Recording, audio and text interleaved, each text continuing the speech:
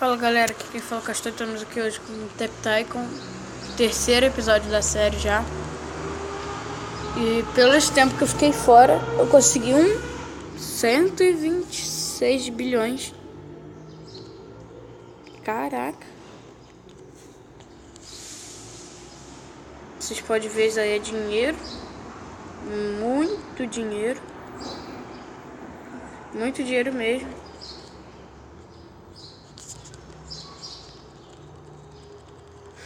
Ainda sobrou um pouco. Que isso? Ah, tá, dá pra comprar ele. Compra, tá.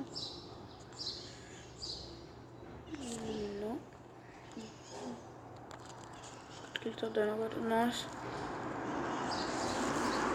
Ele tá dando 610 por clique.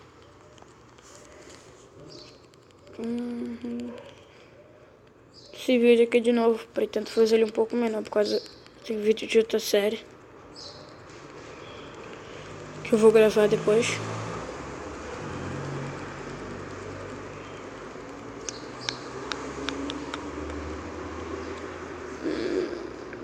Castor louco, nível 424, dinheiro por clique. Tá, tudo bem. Pega.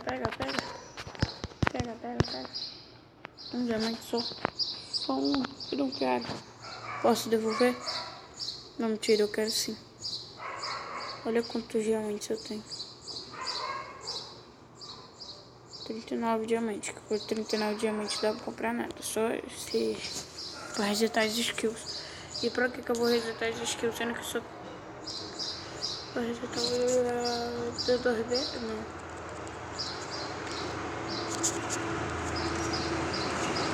Ai, barulho chato.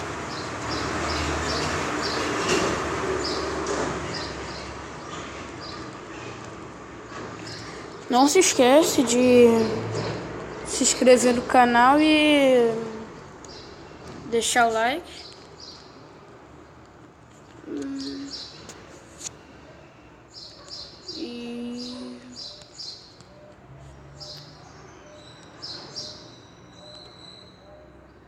E esse foi o vídeo, até mais. Fiquem com... tchau, valeu.